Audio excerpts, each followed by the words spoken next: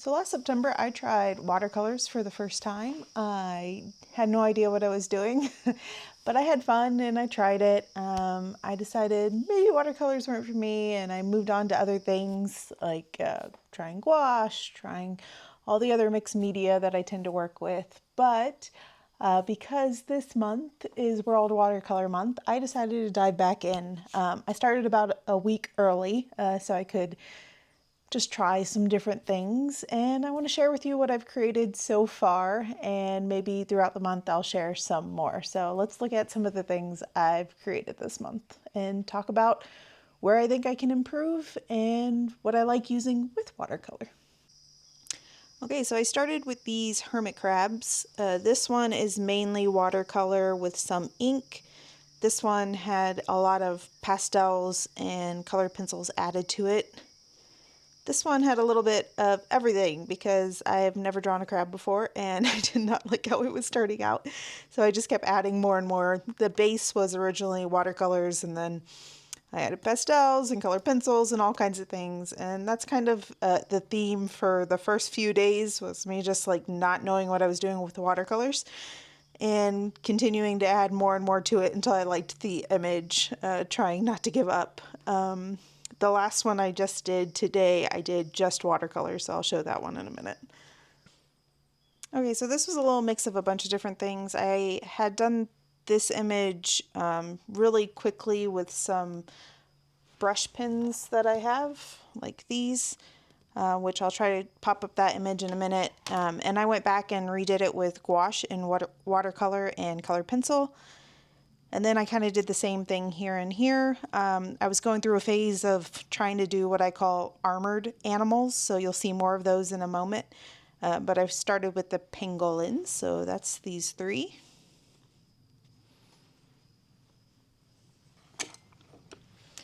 Okay, and then in the theme of just creating something bad so that you can get better, I created these roly-polies. They're not terrible, but it's the first time I ever drew them. I was trying to get some more of the depth and shine, and I wasn't quite getting it. So I did this, I finished it mainly with the base of watercolors and then adding a bunch of other stuff on it.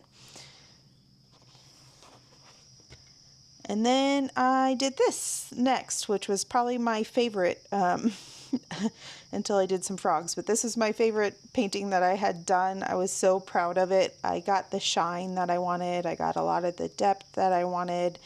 And I was really happy with it. And so this, again, mainly watercolors as the base, and then some gouache and color pencils and pastels in some other places. And then I did some more armored animals, as I keep calling them. And the reason I was doing these, like these armored animals, is because I really wanted to try to get those highlights and lowlights, midtones, and some depth. I've been having some trouble with that, and so I really wanted to practice on these, and that's why I created these images.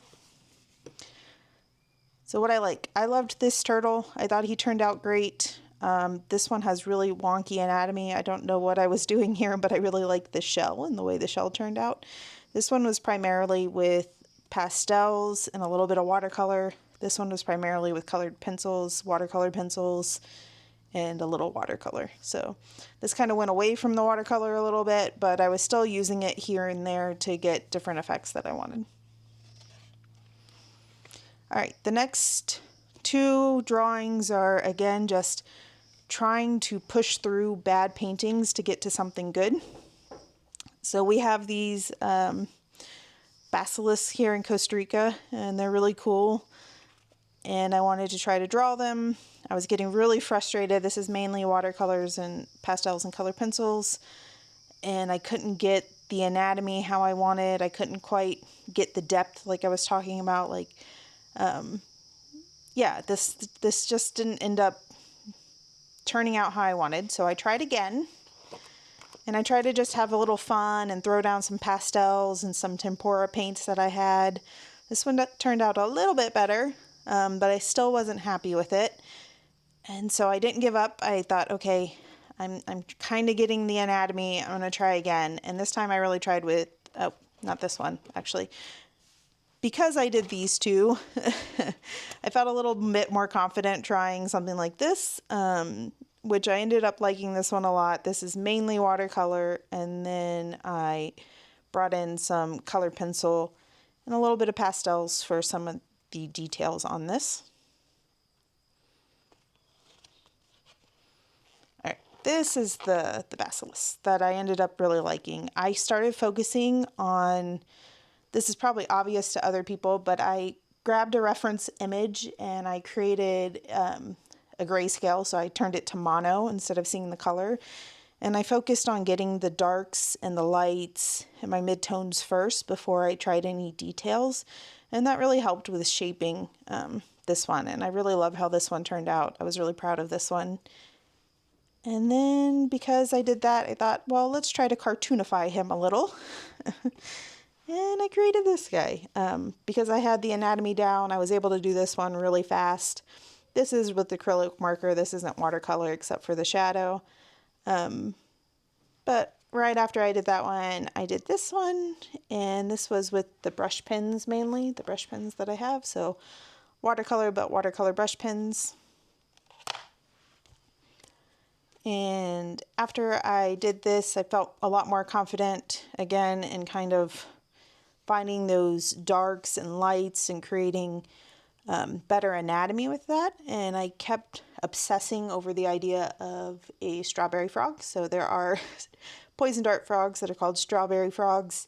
They tend to have really bluish legs, but I wanted to create one that was a little bit more strawberry looking. And so I found a reference again, and I turned this reference in monotone so that I could see the darks and the lights. And I think it turned out really well. I'm really happy with it. And then this still had a lot of color pencil and other things kind of defining the frog, because I was still not feeling super confident with the watercolors to create some of those. So this morning, I pushed myself to only use watercolor, except for a few highlights that are in gouache. Not all the highlights, but some of them I used white gouache for. But yeah, this is the latest one that I did this morning. And I really pushed myself only to use watercolors and avoid trying to define everything with the color pencil like I tend to go in and do after I put the watercolor down. So his anatomy is not perfect, but I really still love him, love the way it turned out. I let the water the watercolors kind of bleed into each other at the base first. I'll put some footage of me doing this one. I did capture a little bit of footage of that. So that's everything I've done so far. I know we're only on day 2 technically. Like I said, I started a week early because I wanted to really start testing myself and seeing what I could do, get ahead of it a little bit, build my own confidence really so that I could do this. But I'm excited to keep going. I'll try to share more next week of what I've created the rest of this week and by the end of next week, and keep going the rest of the month.